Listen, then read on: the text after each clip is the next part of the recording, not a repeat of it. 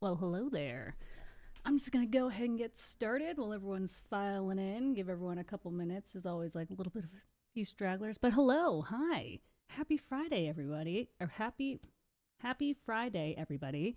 It is oh, sorry. I heard my own self talk as I was just checking the stream. But yeah, happy for another weekend. It's been another nice, long, busy week as per usual in my life. I'm sure you guys are super sick of hearing me say how busy I am because I'm always busy and it never changes.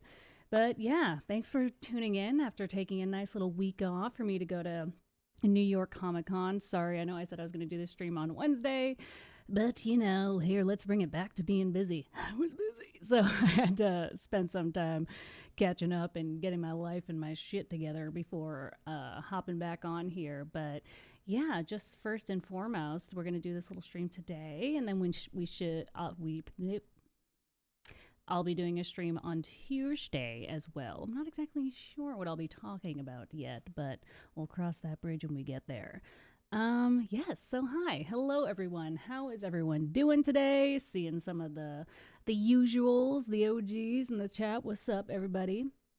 So yeah, today I thought I would talk a little bit about not a little bit about, a lot of bit about good old Venom 2, Let There Be Carnage. I did say when I on my last stream, I think it had come out that day, and so I obviously hadn't seen it, and then I was taking the next week off, so now's my time. Now's time to talk about good old Venom. And like, did everyone here in the chat see Venom? Because I am curious about that. Because actually, I mean, that's a kind of a good way to start with it. I'm actually like very surprised by the response to Venom.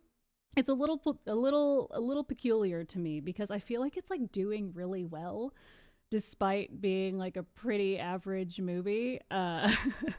Like God, I was looking up the numbers. Where is it? So I think opening weekend it did 90 million, and worldwide it's about 193 million right now, which is crazy to me, especially because like Shang-Chi, currently after being out for a while, is at 400 million worldwide, 250 million domestic. And I mean, just like speaking from purely numbers or just like the movie itself here, like, I mean, I think everyone can agree Shang-Chi was obviously a way million times better movie, but Venom is just killing it right now. It's very surprising.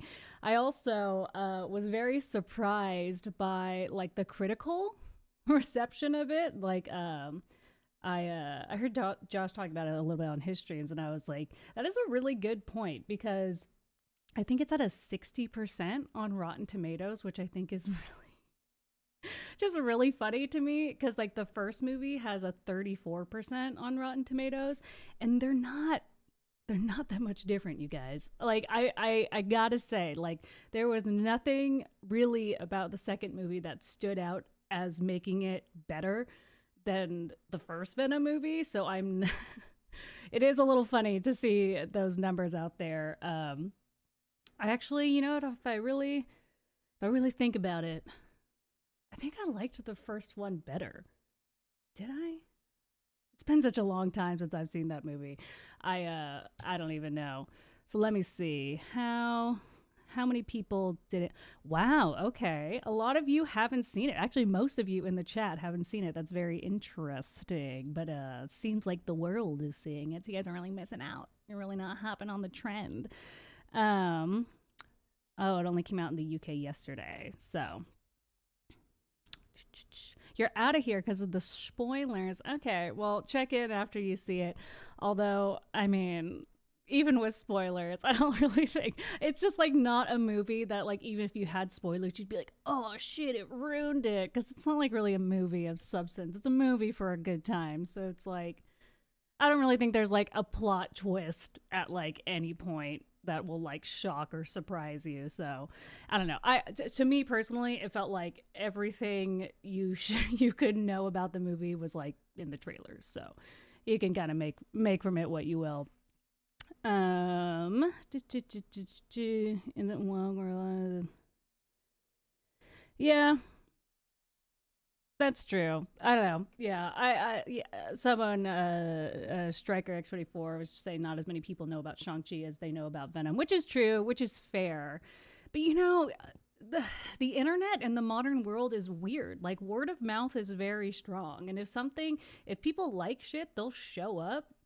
And like, I felt like Shang-Chi was just like universally, pretty universally well received. Like, people liked it. And so I thought that would definitely create some word of mouth situation and get people to get out there and really support it. But I guess that's not the case. Or maybe it's just not a white dude. Ooh, conspiracy theory. Who knows? But it's probably just because it's like a new Marvel character. Nobody really knows who it was. Eh. Who knows? Who really knows? Let's go out and interview every single person and ask them why they saw Venom and didn't see Shang-Chi. Yeah, so getting into the movie itself, uh, because yeah, based on the critical reception, which I do have a sneaking suspicion that like I think people are going to be a little bit easier on stuff these days, just because movies and media in general are doing so poorly. And these critics that are writing about this stuff, they want a career too, so they're going to play the game, and they just want everyone's just like, last year was weird, let's like trying to like me. But no, I because I'm trying to think about the reception of Black Widow. That was pretty mild too. It's been a very mixed bag for things lately. So yeah, I think people in general are being a smidge a little bit easier on stuff. But yeah, Venom was like it was not a good movie, but I had a good time, which is exactly what I said 2 weeks ago when I was talking about like everyone's like, oh, have you seen Venom yet? Are you gonna go see it? And I'm like, I'm going in with literally zero expectations. Because the first Venom movie, I really went in with zero expectation, watched it, and was just kind of like laughing the whole time. And I was never really captivated by it, but I was just like there for the ride, and the ride was fun. But it was by no means that it stand out or have anything really cool or bring me back or suck me in kind of way. So that's what I was expecting with this movie, and this movie was exactly that. Dare I say, the movie felt exactly the same, like feelings wise, when you went to go see it. But yeah, it was not good. And it was so funny because after Dan and I saw it, we went out and got dinner, saw a few friends. People were like, "Oh, you just saw Venom? How was it?" And we're like, bad. And everyone's like, oh, and we're like, no, but still go see it. Like, we're not saying bad, don't go see it. We're like, bad, like it's just bad, but like go see it. It's still a good time. You'll have fun. I promise. It's one of those movies, just sit there. Well, what do you say, Dr. Randoms? Turn off your brain and watch. It's perfect for that, which are still fun, good time. I mean, I love going to the theaters, so going to the theaters and seeing a movie is just a great time for me always. But as far as like a sequel to like continuing the Venom story, lore, character, I don't really feel like it accomplished that. But at the same time, the first movie didn't really do that either. So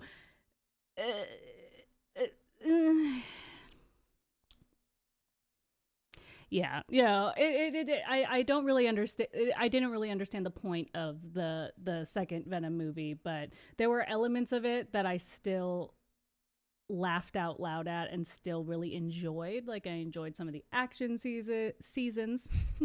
I enjoyed some of the action scenes. I enjoyed some of the dialogue, and actually, I am thinking as I like. Sorry, my brain is like processing everything. Maybe I need to slow down and take a step back. But I will say, okay, maybe should I start with good or bad? What do you guys want, or should I just go all over the place? But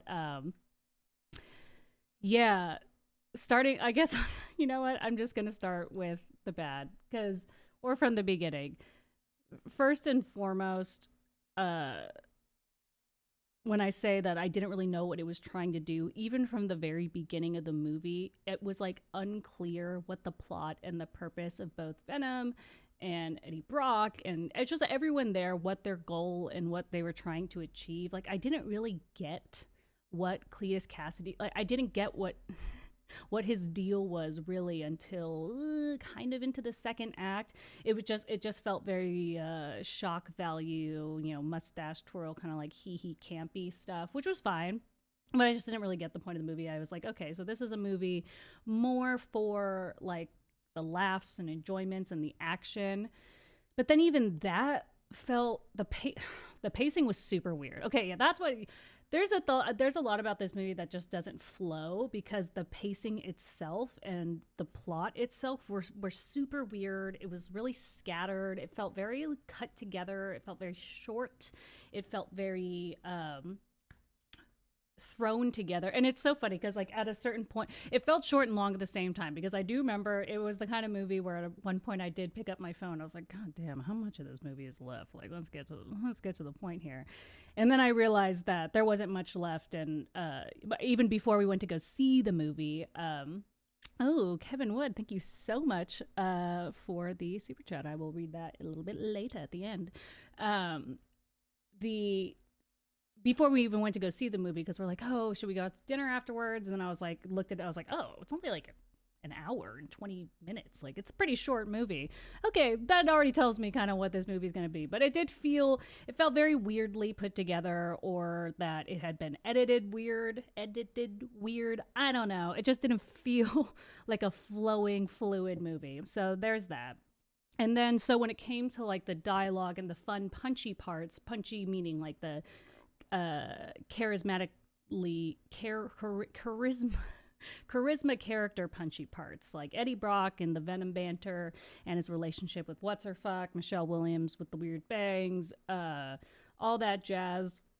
Even that felt all over the place.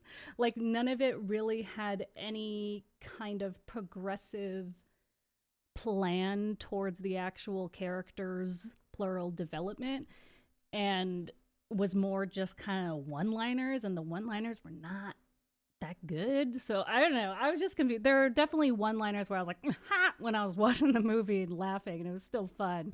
But yeah, it didn't really make a lot of sense. I also didn't really, one of the things that also, speaking of characters, that I felt like I was missing out on was, it didn't really feel like Carnage was a character. Like, it felt like Cletus Cassidy was a character, and, he was doing his thing, and that's all fine and good. But I never felt for a moment that Carnage was a separate thinking thing with any kind of purpose or motivations or presence. Truly and honestly, it didn't feel like Carnage was a character. Which maybe is by design, who knows. They did have Woody Harrelson, and he's a fantastic actor, which I'm a little torn. I'm a little torn on how I feel about Woody Harrelson in that movie, because I mean, I think he's pretty much great in everything that he does. So he brings a lot to any role. Just the role was not that good. So I don't know. It was good. They're lucky they had him, but yeah, I actually. I'm just gonna stay on the bad stuff, and we'll go into some of the good stuff later. But I did like. Actually, no. Speaking of stupid one-liners, this just reminded me. Oh my god. Okay, so while there were some enjoyable like haha moments in the movie, there were also some like truly horrible one-liners that also made me like guffaw in the movie, because they were just so bad, and it was hilarious. Like, god, there was this one scene, sorry, this actually isn't even a spoiler. Like I said, all of this stuff, even though I'm talking fully about the movie with spoilers, isn't even a spoiler, because it's just not a movie with substance. But there's the scene where they first visit show Shriek in the mental hospital, or Ravencroft place, or no, the little mental whatever jail that she was afterwards. That old lady doctor's walking down the hallway, and there's that guy who's also locked up in there. He's like shaking the door and he's like, when I get out of here, I'm gonna rip your face off. And she's just like, you're not gonna get out of here. No one does. Continues walking down the hall. I was like, oh my, I laughed out like, and the people next to us also laughed out loud. We were just like, it's like, guys, come on. And then there was another part that made me laugh out loud because it was so bad. And it's when Carnage and Cletus first gets Carnage and he wants to find his girlfriend. So he like kills that dude in the convenience store and takes his computer and then does like a 90s hackers movie style hacking of the computer where it just looks like, you know in the 90s when they used to animate computer code as a way to like hack the mainframe, and it just like was so cheesy, Matrix, all that stuff. It was really like I started cracking up and the people next to us also started cracking up at the same time. We're like, what the fuck is going on? He's just like, it's like, it was too good. It was so ridiculous. I didn't even know what to do with it. And it was just so funny. And that's what I'm talking about. Like, it's a bad movie, but like the bad parts were really making me laugh out loud because they were just so ridiculous. So do with that what you will. But with the whole Venom and Carnage thing, I mean, I feel like a lot of people have talked about this and like complained about this with the first movie. This is not news to anyone, but I do like the raunchiness of the movie. I think it's really fun and a really fun aspect of it. It's why people like Venom in the first place. But it's so PG-13 and it's just not a character for the PG-13 realm, and it is, and this movie's no exception to that. It's actually more obvious because it seems to be Carnage, and then it's just like, fade to black while he noms on something. So it was definitely lacking in the violence factor for this movie, which was kind of a shame, and I think would have actually served the movie really well, because if you're gonna have a movie with no substance, you really want to rely on the action part of it, and the action part was severely lacking, I feel, because of the whole PG-13ness, and yeah, that was kind of a shame. And let's see.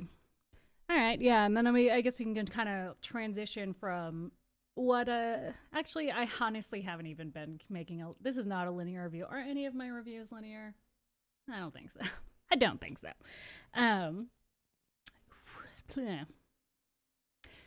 The Shriek character.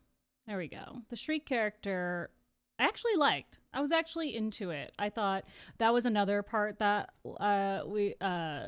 was another laugh out loud bad part when like Shriek and Cletus first came together, and he was like looked like he was gonna like fuck her with one of his like Carnage appendages, and we are just like, oh, this is like the innuendo in this scene is thick.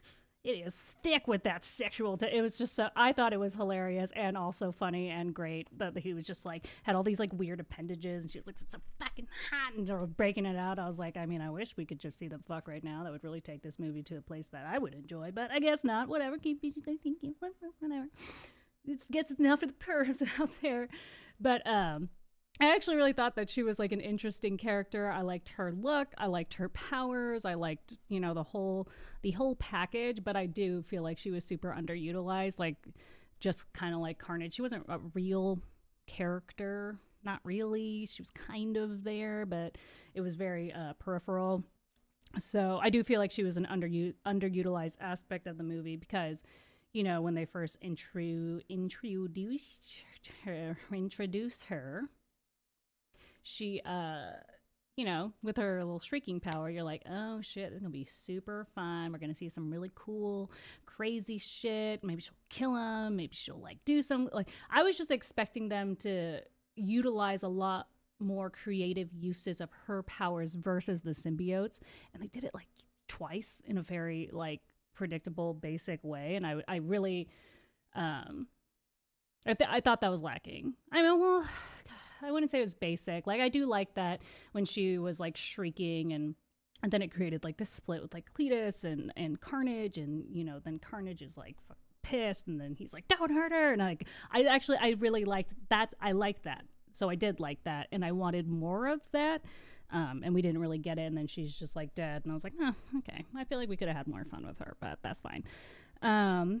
You're right, Elgrim. It is my eternal quest. I'm a big old perv, and I want to see my fictional characters fuck on screen. Sorry. We need something for that sweet, sweet imagination late at night. But so I do feel like, yeah, Shriek underutilized, Carnage underutilized, Violence underutilized. Just a lot of missed opportunities. Emojo should have been Venom. Let there be cutaways for real though. They were really, really, really using those cutaways and moving all over the place. I also, what's so funny? Do I even want to go there? This is so stupid and so like specific to just me. Okay, let me see if I want to talk about anything else when it comes to that. No, I think okay. Warning, I think we're about to head into tangent territory and getting so tangent alert. I might go off the rails here and start talking about life. So if you don't like talking about life, you might get a little bored. But one of my favorite parts about the Venom movie and the Venom franchise is the fiance. What's his name? Dave, Dan. I don't know. I really don't even remember her name because they're very, not very important. Like the whatever the fiance character's name is, I actually really, really like him, and I really like their relationship. I just think it's really cool, like justice for nice guys on screen. Okay, that's the summation of this tangent I'm about to go on, is justice for nice guys on screen. Because I love that this chick that he's like obsessed with is, she talks in the beginning of the movie. I think they have a really, good, fun relationship, and she picked the safe, secure choice. And she says in the beginning of the movie, she's like, with him I feel safe, and with you it was just chaos. I don't even think you know what like safety feels like or what it means. Like dude, like don't play me now. Like you're never gonna be that. So like, yes, you love me, but like, let's be serious. That's not what I think you really want or what you really need, which I really appreciated. And then she, she stays with this guy who's just like the best guy ever, just supports her, is there for her, is like ride or die, helping her out with all her Venom crazy shit. And he's just like the best, most supportive partner ever. And it's just so fun to see. And, I think the reason why I like it is because the way that Hollywood and media portrays love is very unrealistic. I mean, like news to everyone, Hollywood has unrealistic love standards. We all know that shit. But, we can't help but like inadvertently and subconsciously demand that and put that into our real life. Like, I think because regular healthy love stories don't make for good media. Like, they just don't make exciting stories. They're because real and healthy love is kind of boring because it's just good for you. It's not heart-wrenching. And so a lot of love in media is portrayed like you want to find that person that just like is the love of your life and you can't live without. And if you don't have them, you'll die. And they're the one for you and they're the only one for you. And it's destiny, blah, blah, blah, blah, blah, all that shit. And that's what people want. And then like, I mean, I'm not going to sit here and be like, play holier than thou, pretend like I haven't fell into that trap. But like, because that's how Hollywood portrays it, that in turn is how people portray it on social media. And it's not like they're doing it to be toxic. They're doing it because like that is the kind of love that people are chasing. Because when you do experience it, it does feel very good. It feels very, it's the highs and lows, it's the pitfalls, it's the rushes, it's the lightning bolts and butterflies.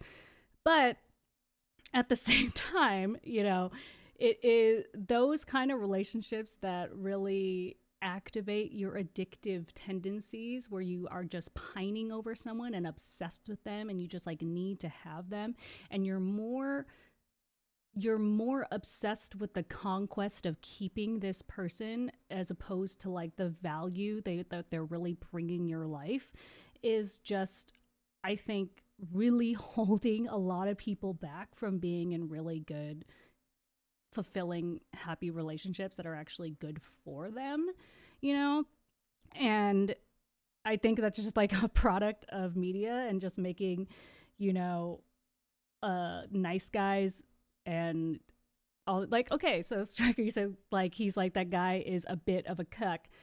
Yeah, like, but that's the thing. It's like portraying the nice guy as a cuck, or like portraying the nice guy. It's okay. The way they do it in media is they always make the guy who's really nice seem like a loser or someone who's just like, you know, a doormat, or it's like the nice person that's pining over the person who just won't notice them, and then finally that person like realizes that they were there all along and all that dumb shit, when it's really like, no, in reality you want to be with the guy who, if you ask him to really be there and you need him for something important, he shows up and he just does it, and he trusts you. Like this dude like trusts her to just like run off with Venom and do all this crazy shit and be there for her. Like, it's not like he's like, what, me or Venom? He's like, all right, you need to do this, okay, I trust you, I'm coming with you, like, whatever, I'm your partner. I was like, this is cute.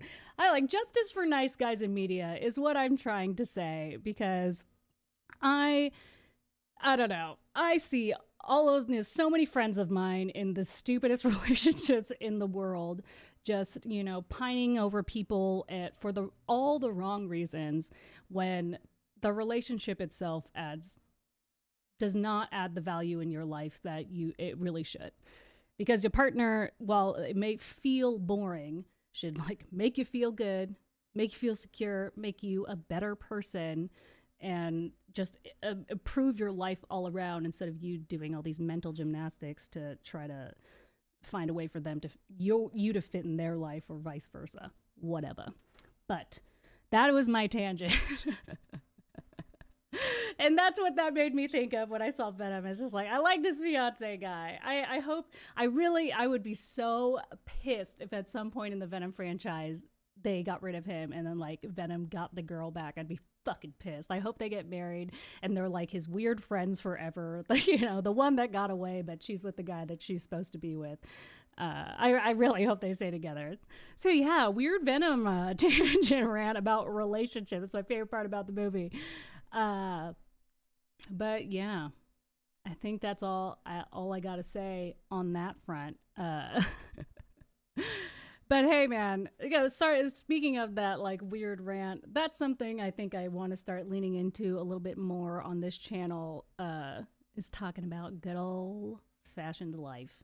And I think that I'm going to like, that's what my members only streams and all that stuff is going to mostly be focused on. Like, we'll do the nerd coverage and stuff, but we'll get a little more granular, a little more personal, a little more about life on like the member stuff. So yeah.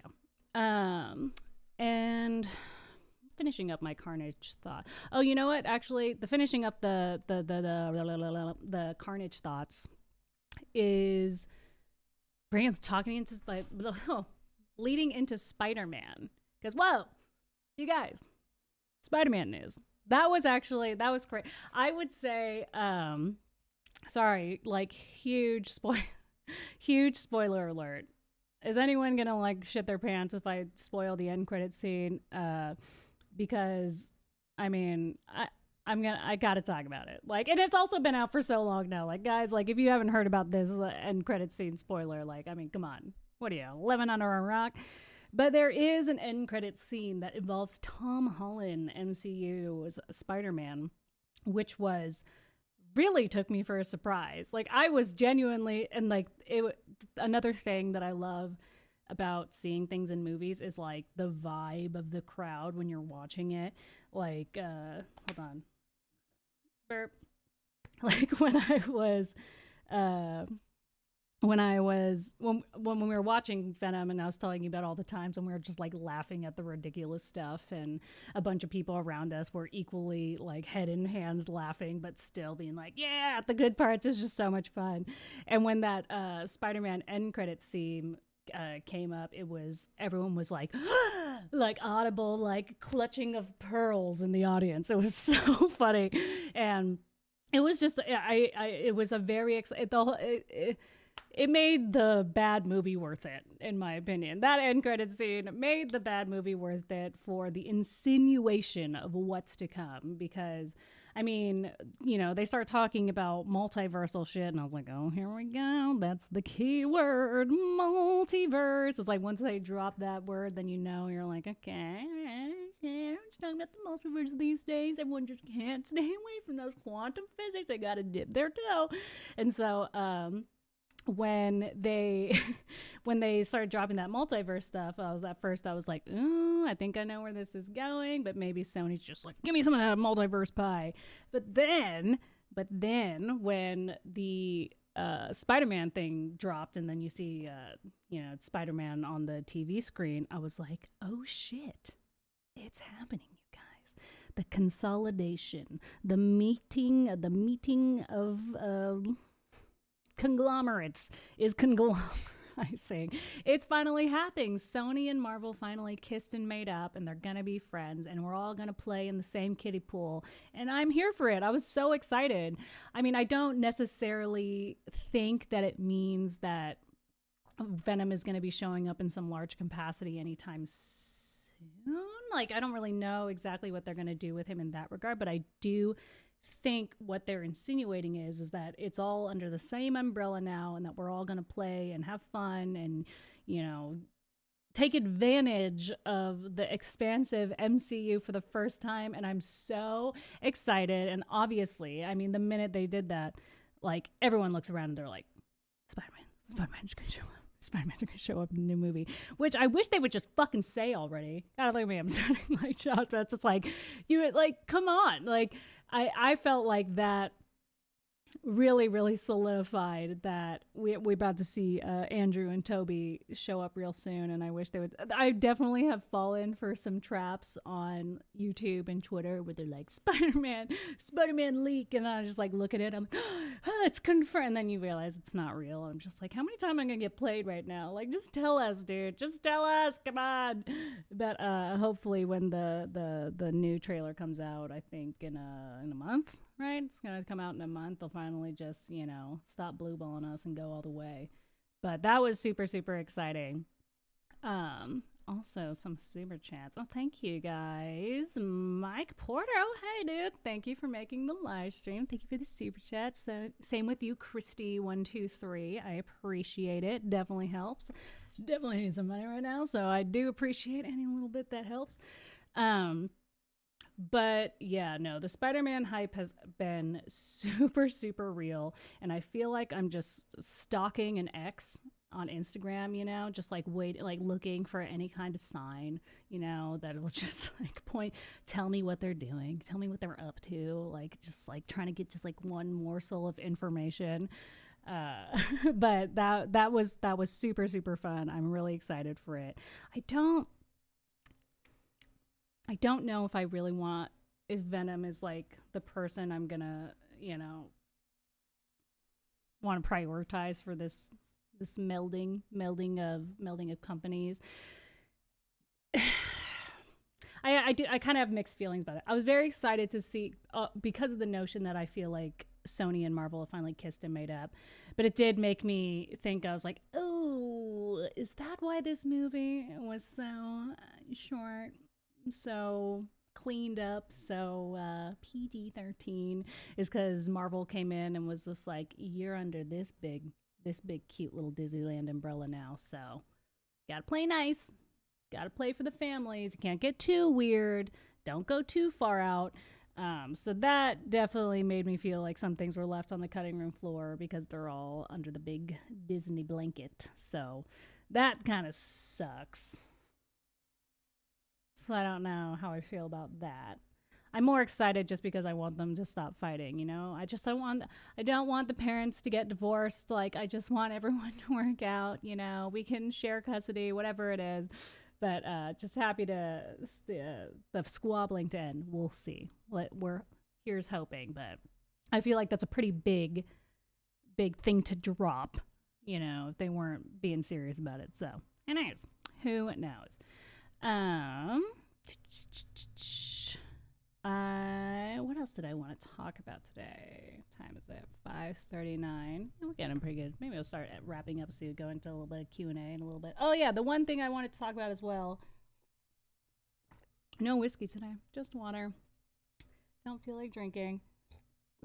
Still have a bunch of shit to do later, so I'm like, I need to stay sharp.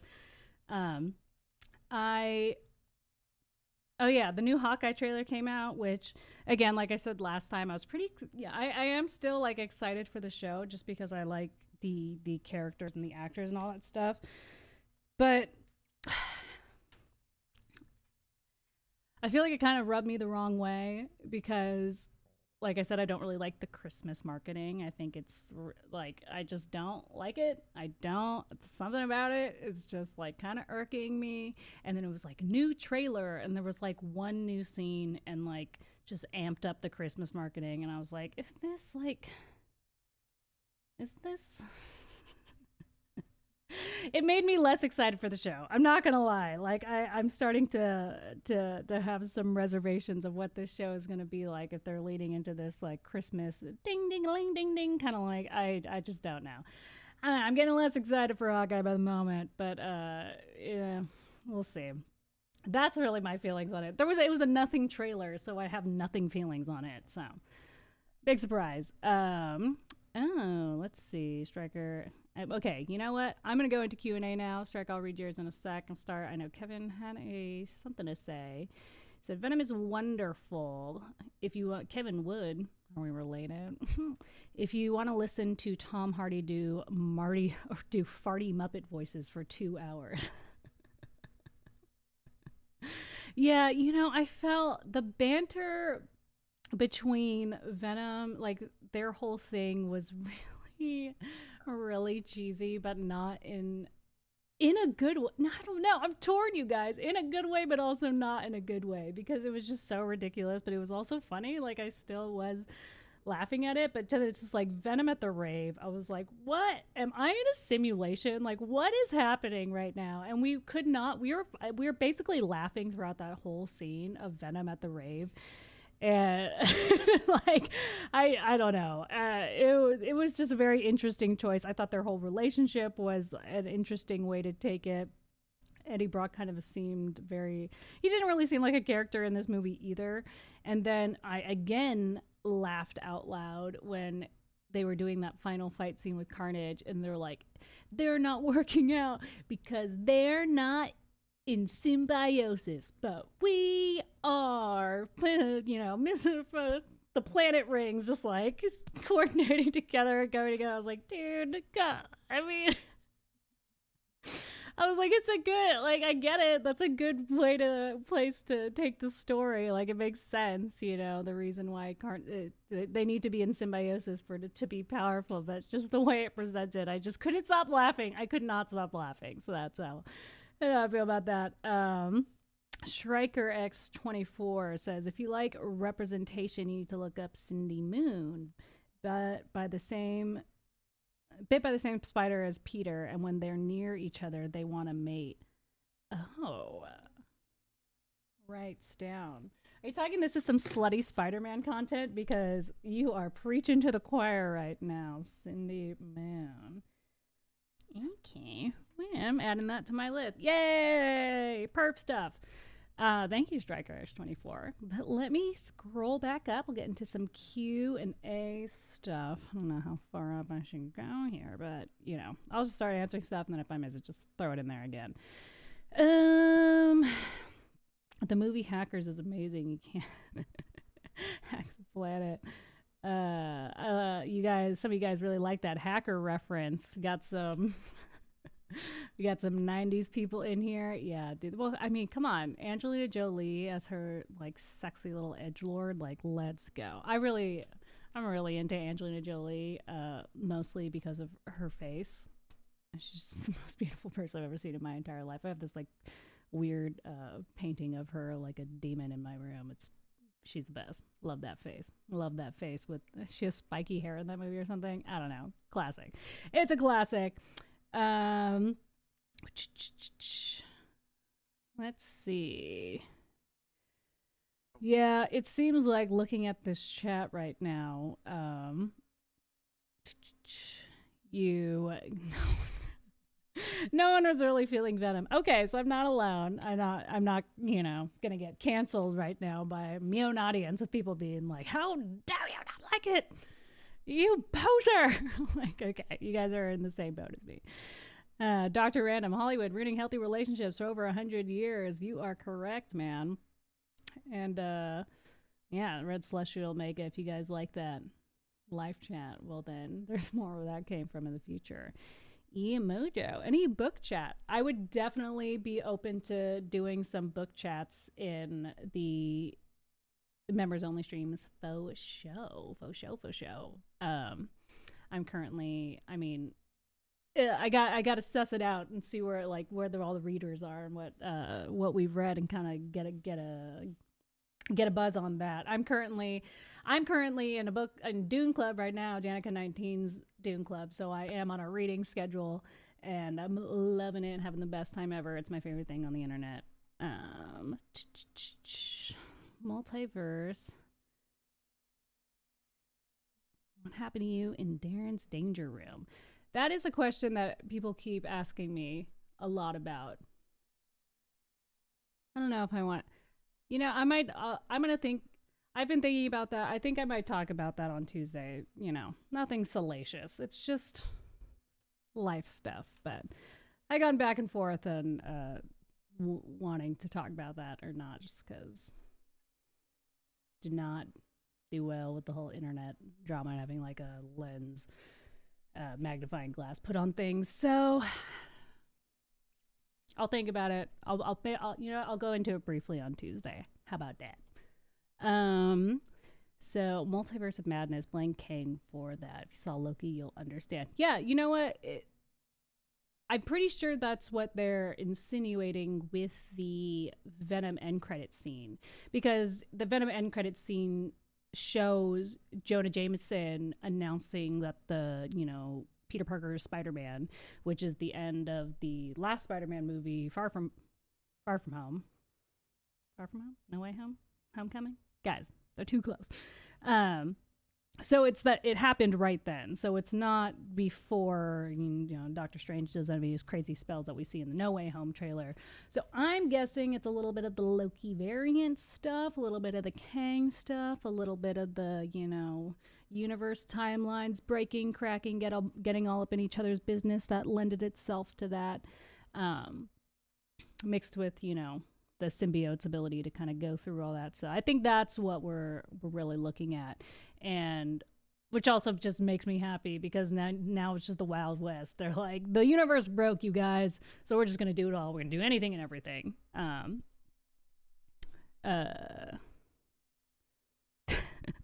Dr. Random, that gas was my time wasn't completely wasted. Yo, for sure though. Talking about the gas when the entire audience audibly gasped when Spider-Man came on the screen, not the stream. Elgram the Elder. Do you have a favorite audience movie? Do you have a favorite movie audience moment? What movie was it? I got it seeing Get Out opening weekend with a full crowd. It was incredible. Favorite audience moment. I think I've talked about this before on a stream, but there's a bunch, but it's the one that I can remember and that stands out in my mind. But it was when I saw The Last Jedi, and spoiler alert, it's been years. The Last Jedi, there's that part where what's her fuck with the purple hair splits the ship by going through it at light speed, and the sound engineering in that scene is incredible. It's actually really, really awesome because it's the kind of sound engineering where when it happened, it sucked all the sound out of the theater and it felt really, really quiet. And it was also just a shocking moment, and it was really funny because when she went through the ship and then it got really, really quiet, someone gasped really clutched their pearls and was like, oh, holy shit. But it was pin drop quiet, so every single person hold them go oh my god, and then the entire theater started laughing because it was just so funny because it was just so quiet and then everybody heard it. It was amazing. I loved it. I think that's my favorite movie audience moment. I'll have to think of some other ones so I can do justice for movie theaters. Thank you.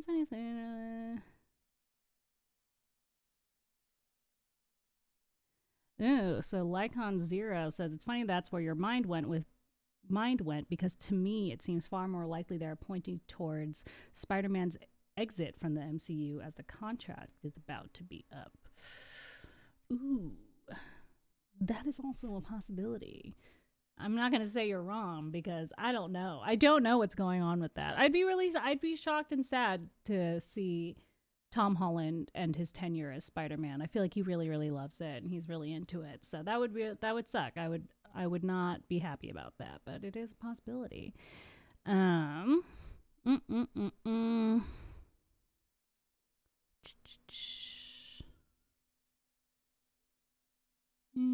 Am I excited for Marvel's Eternals? Yes. Just because I'm like I don't know if I'm like super excited. My excitement for it has waned a little bit. I was more excited for it when there was like nothing out and I was just like itching like an addict. I was like, give me some of that Marvel content. But now that we've had some Marvel content, I don't really know. I read some of the Neil Gaiman Eternal comics and they were good. I wasn't like obsessed with them, so I haven't really read any Eternal comments that like really hit or really blew me away. So I'm not coming in with that aspect of it. For the movie itself, the trailer, again, that's not really doing much for me either. I think it's more just showing me that I think it's going to be a really cool, really interesting looking movie. So I'm excited to see it for the visual component at the very least. Like I just like my eyes to be dazzled. I like going to the movies and like literally seeing some cool shit. So I am excited for that. I'm excited to see Angelina Jolie because I love her and I think she's so beautiful. And every time I see her on screen, I just get excited. It's just nice. I don't know. It's fun to look at beautiful people on screen. Sorry, I'm a simple woman. I just like want to see a hot chick on screen. So excited about that. And see some faces that I haven't seen in projects for a while that I really like Kit Harington and what's his fuck, who's Rob Stark, and Kumail Nanjiani got ripped, and like I'm a big fan of him and his comedy and all that stuff. So I'm just excited to see what they do with it and where it goes. I don't think I'm hyped for it, but I'm excited to see it, and I'll probably see it opening night too. Excited enough about it to see it opening night. That's where I'm landing on that.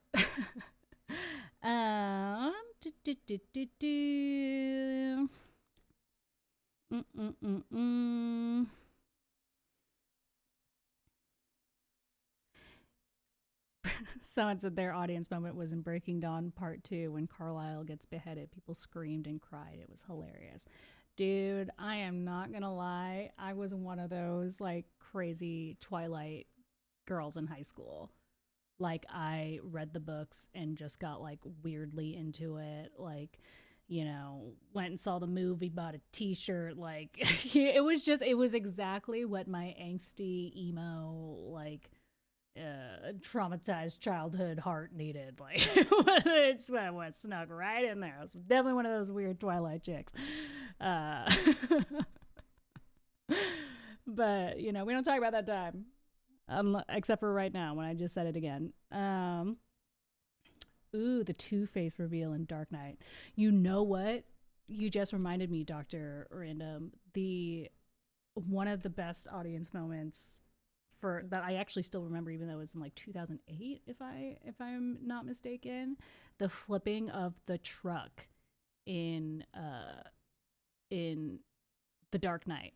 Like I remember, everyone, like when that happened, everyone held their breath at the same time, and everyone went like, "Oh shit!" like at the same time. And I remember it was in that moment that I realized I was literally sitting on the edge of my seat. Like I was literally like leaned forward on the edge of my seat, and I looked over at my brother, and he was like also on the edge of his seat, and everyone in the crowd was like everyone was like sitting up and like leaning forward and just like, oh my fucking god. And it was awesome. Like it was palpable how visceral that movie was. It was amazing. You know what? I like it too, Emojo. You're saying every anime movie I've seen, a lot of anime people are really extra. That's why I like seeing things on opening night, because all the weirdos and the super fans are out. And so they'll like go over the top with all their reactions, which I like. And it's like, if I really want to go see a movie to like really like sit there quiet with it, you know, I'll go see it again. But I don't like missing out on the reaction of all the super fans on the first night. And yeah, I think that is where we'll end it today, unless anyone has any other questions. I think we'll wrap it up. I will be streaming again on Tuesday. Sometimes I hear my California accent and it's embarrassing, because I definitely have a little bit of that like drag out the vowels like vocal fry sometimes. But I grew up in a beach town in Southern California. Like, fuck, I didn't ask for this, but it is what happens sometimes. I'm going to be streaming on Tuesday at 5 p.m. Pacific Standard Time. So if you can make it, wink, love to see ya. And yeah, I think we'll go ahead and wrap it up there. I appreciate watch and talk about Invincible. Dude, Striker X24. I am beyond on that Invincible train. Me and Dan are like super fans. Like, we are so in. We like when that show. Dan was on the Invincible train like before anyone else. He read the huge compendiums, which are like fucking this thick. They're crazy. And so when the show came out, he was on, like, he knew, like, he was like waiting for the show to come out. So we watched it like right when it came out, and then I like forced every single person I made eye contact with to like watch that show. I was like, have you seen Invincible? It's like one of the best shows that came out. And so yes, Invincible's it. I talked about it a lot when it was first coming out with Josh, when I was still doing Dead End Nerds. But yes, props to Invincible. But thank you guys. I appreciate you coming out. Always a blast. Perfect way to end my Friday. Another crazy, busy week with lots of stuff, and there's nothing better than like hanging out with my internet friends and talking about all the shit that is always spinning in my mind but not coming out of my mouth. So always a pleasure. I hope everyone has a lovely weekend. At any point you can, tweet me, DM me on Instagram, anything you want me to cover, anything you want me to talk about, feedback, opinions, whatever. But yeah, have a lovely day.